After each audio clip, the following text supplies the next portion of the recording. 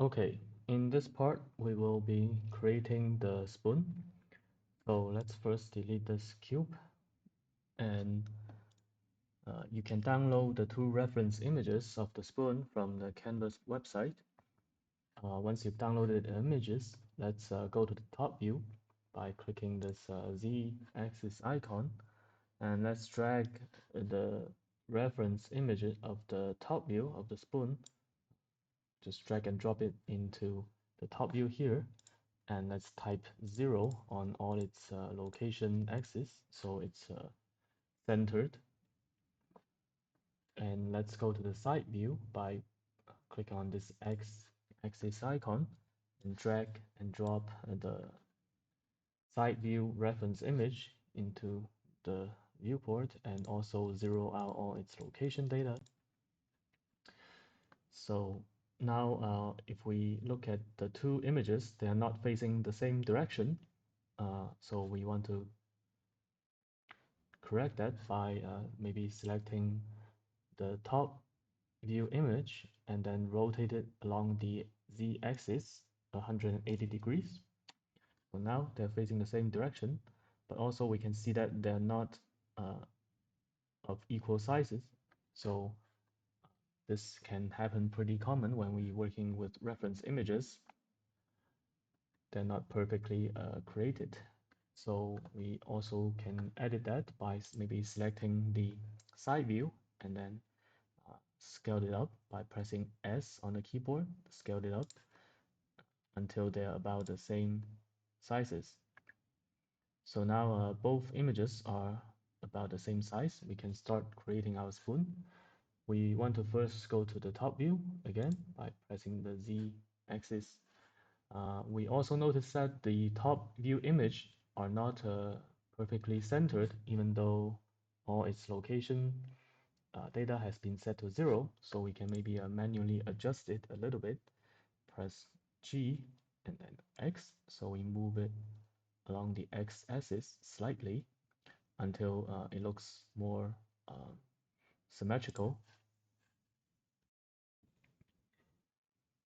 Okay, so now we want to bring up the Add menu by pressing down, holding down Shift and then A on the keyboard. And in the Add menu, we want to select the circle. Once we have the circle, before you click anything else, notice that on the bottom left corner, we have the pop-up menu. Click on it, and let's change its vertices to just 10. We only need 10 vertices. Don't need that many polygons. And also notice that the shape right now only has the edges, but no faces. So we want to change the fill type from nothing to triangle fan. So now it will be filled with polygons. And if we press the tab key on the keyboard, we can see that it's filled by these triangles. So now let's press the tab key again, go back to object mode. We want to actually rotate this shape slightly so that one of these edges are facing upwards in the Y direction, so that later on we can extrude these edges to make the handle of the spoon. So because we have 10 sides, we can divide that.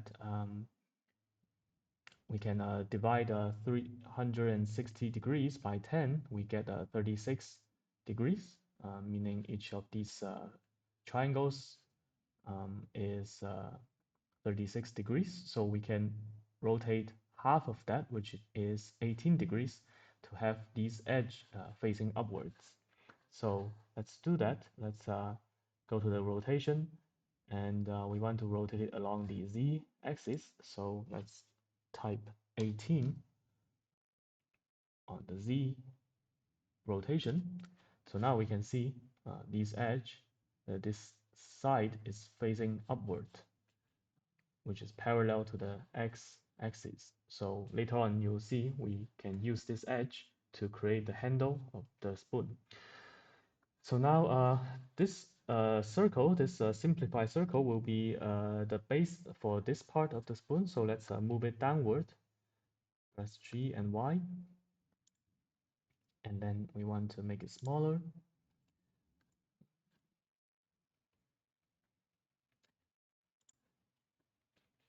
And now let's press Tab to go into edit mode.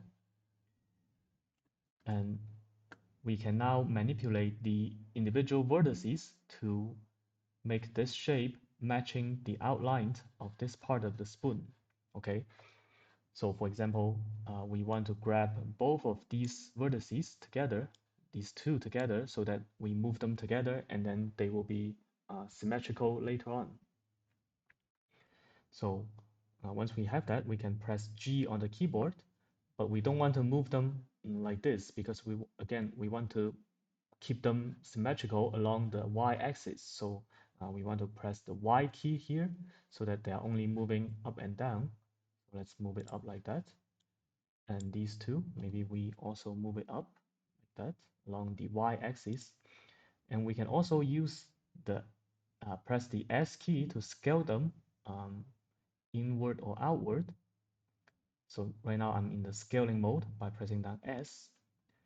So same for these two. Remember, we want to select both vertices on both sides in order to keep them symmetrical. And now I press S on the keyboard to scale them. Same goes for these two. And now you can feel free to pause the video and to keep editing your shape until you have the perfect shape you like. So here I will also do some further editing. Again, I'm just repeatedly using both the move tool and the scale tool to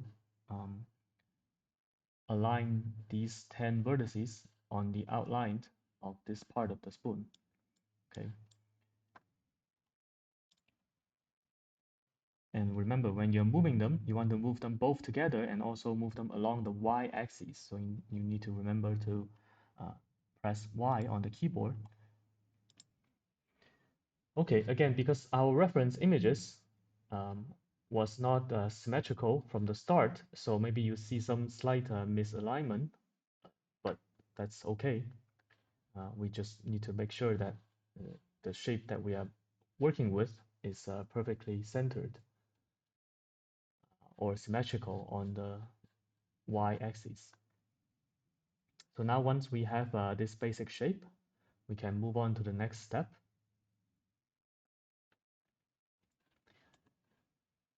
Which is to make the handle. To do that, we want to go to the edge selection mode by pressing 2 on the keyboard. So now I'm using a lot of shortcuts, which I've mentioned previously in class. So I will move faster from here. So press 2 on the keyboard so that we are on the edge selection mode. So we select this edge and I press E on the keyboard to extrude it. And because we want to extrude it along the y-axis, I now press Y again on the keyboard so that it's only moving up and down on the y-axis.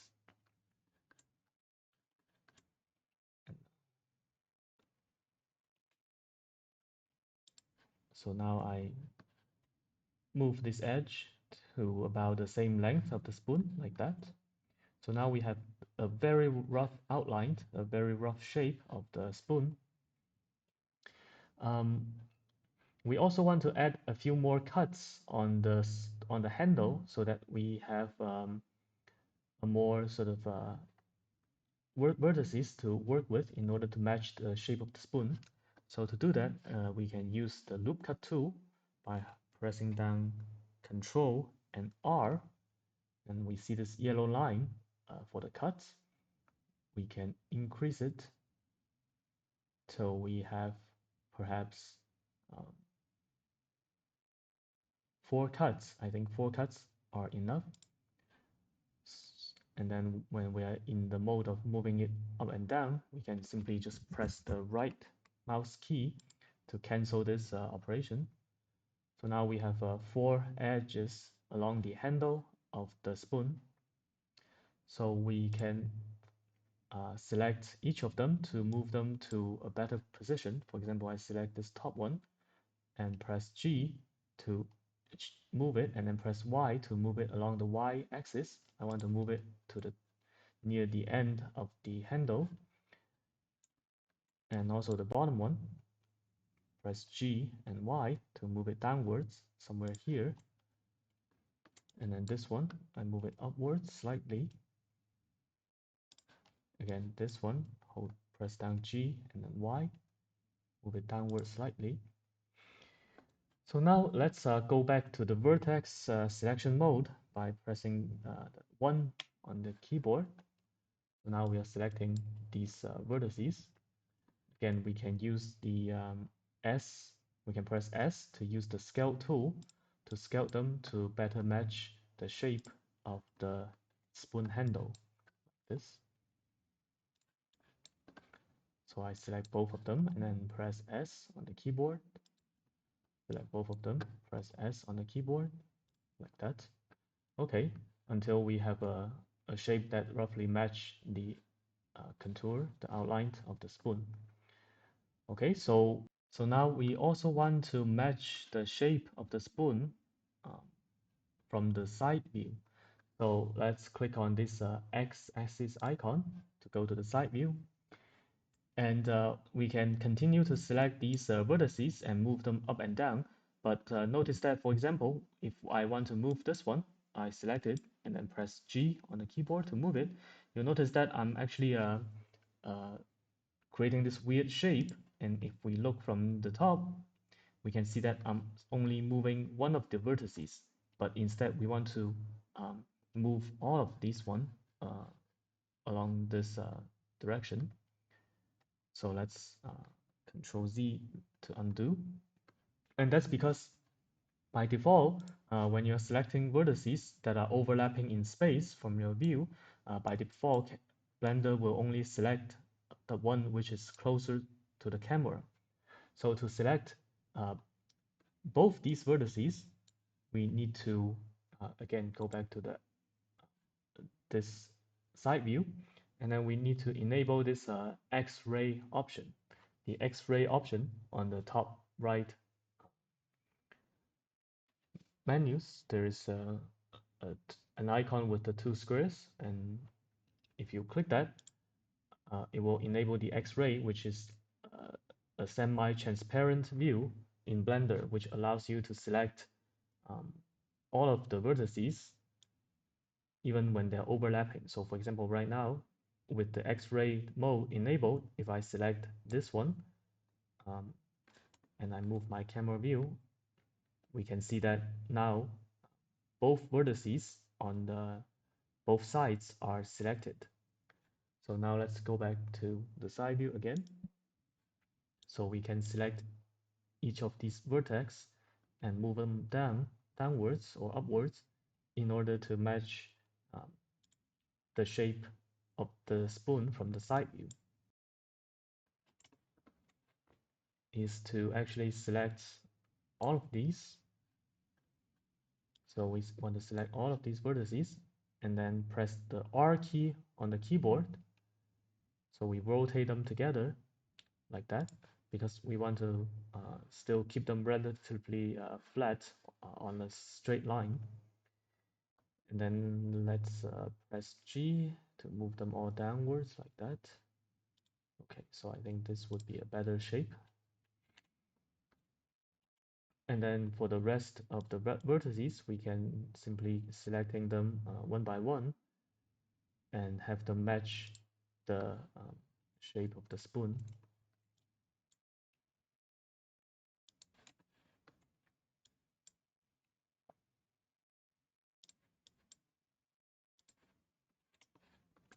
Okay, so this should be good now. So next, we want to create this bowl shape, this shape with this depth in this part of the spoon. So to do that, we need to, again, have some extra details on this part in order to change its shape to better match. So right now the reference images are kind of blocking our sight. We can select the reference image of the top view, and I can actually move it downwards on the Z direction. So press G and then press Z to move it along the Z direction, move it downward like that. So now it's not blocking our spoon from the top view. So now let's select our spoon shape, and we want to this time use the knife tool to create another cuts around the center of these edges. So let's go to the top view again, and you will see that the knife tool here, the shortcut is K. So we press K on the keyboard, and you will see that the icon changed to a knife. And if we hold down Shift, you can see that the cut, this green little square, the cut point will automatically snap to the center of the edge if you hold down the Shift key. So now it's easier for us to cut. So we just click our left mouse button on each of the edges, or we can simply hold down the left mouse button while also holding down Shift on the keyboard to go around all of these edges until we reach the first one. And now we press Enter on the keyboard to finalize the cuts. So now we can see that all of the cuts turn into new edges on the spoon. So with these new vertices, we can select all of them, which are around the center. Make sure you don't select any extra ones on the outline. We only want to select the new ones that we just created, including the center one. So now let's go to the side view and press G to move them downwards like that. Maybe press R to rotate them slightly. And maybe press S to scale them down like that.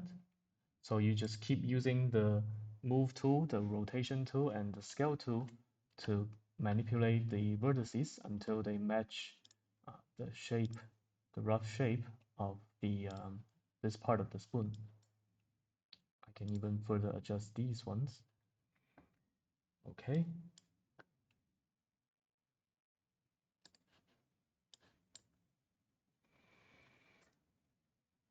So I think now it's should be good enough.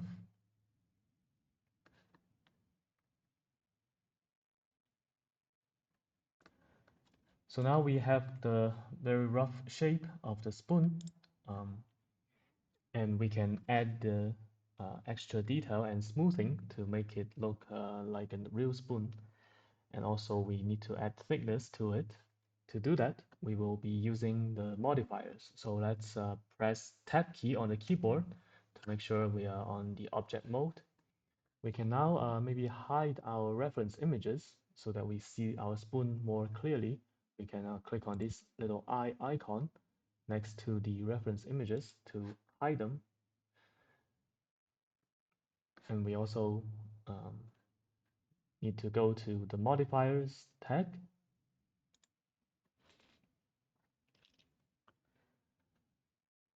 With the spoon selected, maybe I rename it to spoon so that we know which one, we know that this one is our spoon. I can double click on it to rename it. So now with the spoon selected, we want to add a new modifier. The first one we want to add is solidify. The solidify modifier will give the plane certain depthness, certain thickness to make it into a more sort of three-dimensional objects. So with this solidify modifier added to it, you can see that we have some thickness to the spoon, and we can increase the thickness here to 0.1. And if I disable this X-ray option, we have a more solid view of the spoon. So now we see that this solidify modifier adds some simple thickness to the spoon shape. And next, we want to add another modifier, which is the subdivision surface, which will give some more extra details to the spoon to make it look more smooth. So with this subdivision surface added, we can see that already the spoon looks a bit more smoother. But here we have two sliders which are indicating one for the viewport subdivision and the other for the render subdivision, meaning this one will affect how how many divisions it has on the viewport, and then this one will control how many subdivisions during the render time. Generally, we want to have them both the same, so we can increase the viewport level to 2. So now we see that again, with 2 levels of subdivision, the spoon looks much smoother. Still, it's kind of in this flat shaded mode. We can go to the object menu and select shade smooth. So now we have a much better looking spoon.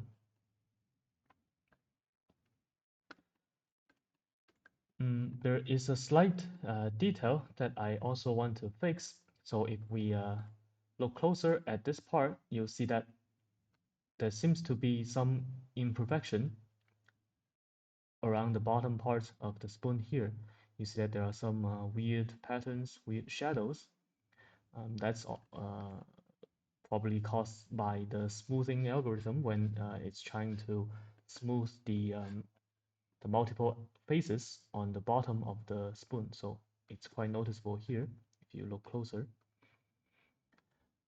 And if we disable the solidify modifier by in the viewport by clicking on this computer screen icon here, and also let's go into edit mode, press tab, and also let's disable this subdivision modifier, press this sort of computer screen icon. We can see that there are many multiple faces here. I guess around 10 faces just on this flat plane, and the smoothing algorithm is trying to calculate the average for all of them, also taking into consideration the surrounding planes, these ones. So it will create an imperfect smoothing for the bottom. We can fix that by making this whole area into just one single plane, which will make it look better during render time. So to do that, let's go to edit mode, make sure we are on edit mode, and then we want to go to the edge selection mode by press 2 on the keyboard, and I want to select all of these edges. With all of them selected, right click, and now we have the option near the bottom which says dissolve edges. Not delete edges, but instead dissolve edges, which will make them all collapse into just one single plane on the bottom. So all of those edges are gone, and then the bottom plane will just become one single polygon. So now if we enable our subdivision modifier and the solidify modifier again, we'll see that now the bottom part of this spoon looks much better, much smoother. But in order to make it into the usable sort of geometry, a 3D model, which you can export into other files or other scenes, with these modifiers, they are still editable in terms of these parameters inside the modifiers. So once you are happy with the results of these modifiers, you can actually apply all of them to make the edits, make the effects final. So we can perhaps copy and paste this spoon just Control C and Control V to make a copy of it in case we want to change them later. And we can actually first hide the original one by clicking on this eye icon and select this new spoon that we copy and paste, and then go to the modifiers tab.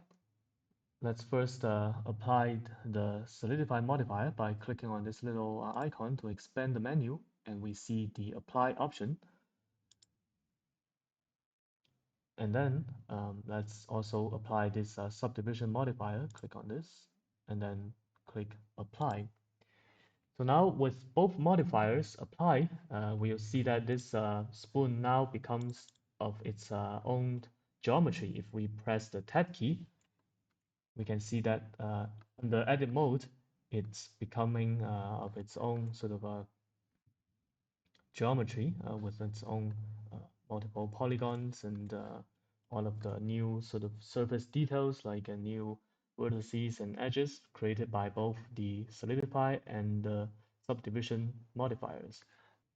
But please keep in mind that the order that you apply the modifiers will actually make a difference of the final shape.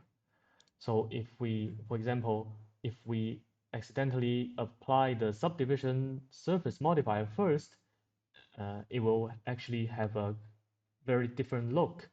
So remember, when you apply the modifiers, start from the top uh, in the same order when you created the modifiers. So we want to start from the top by applying the solidify modifier first, and then um, the subdivision modifier second. So this is the end of the spoon modeling